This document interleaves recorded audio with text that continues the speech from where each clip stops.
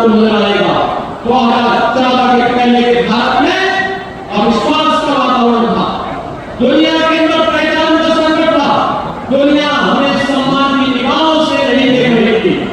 लेकिन आज 2024 में हम लोग हैं, आज बहनों भाइयों, पहचान का संकट नहीं बल्कि पूरी दुनिया सम्मान की जिससे भारत को देखती है, वो भी दुनिया के अंदर जहां कहीं दिखाते हैं, पूरी दुनिया पलक पावे दिखा करके पूरा देश उनके स्वागत के लिए उड़ता हुआ दिखाई देता है।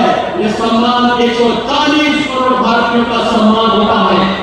आज दुनिया के अंदर भारत के पासपोर्ट का सम्मान हो रहा है और फैक्ट्री लोगों से कोई विदेशी पूछता है आप कहां से आए हैं, भारत से। अच्छा, मोदी के इंडिया से, मोदी के भारत से। घोटाले से, भ्रष्टाचार से और साइकाल होते होते एक नया धमाका आतंकी घटनाएं घटित होती थी। लेकिन आज आतंकी वारदात नहीं होती है। आज तो बहनों भाइयों कहीं जोर से पटाखा फट जाए तो पाकिस्तान पहले सफाई देते हुए बोलता है कहता साहब मेरा हाथ नहीं है, क्योंकि इसे मालूम है ये नया भारत है, छेड़ना नहीं है। लेकिन अगर कोई छेड़ता है तो फिर उसको छोड़ना भी नहीं है। और इसीलिए एक तरफ सुरक्षित भारत, आतंकवाद से मुक्त भारत, वहीं दो लड़कों की जोड़ी फिर अनर्थकारी जोड़ी आ गई है।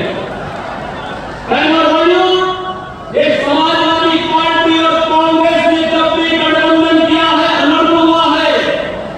याद करिए जब प्रदेश में समाजवादी पार्टी की सरकार थी और केंद्र में कांग्रेस की सरकार थी, तभी अयोध्या में राम जन्मभूमि पर आतंकी हमला हुआ था, काशी में संकट मोचन मंदिर पर हमला हुआ था और तभी लखनऊ, वाराणसी और अयोध्या की कचहरियों पर भी हमला हुआ था। और जब समाजवादी पार्टी की सरकार फिर से प्रदेश में बनी थी और केंद्र में कांग्रेस की सरकार थी, तो समाजवादी पार्टी ने जो राम भक्तों पर गोली चलाती है, यह सरकार उस समय मुकदमों, आतंकवादियों के मुकदमों को भी वापस लेती है। लेकिन आज मोदी जी के नेतृत्व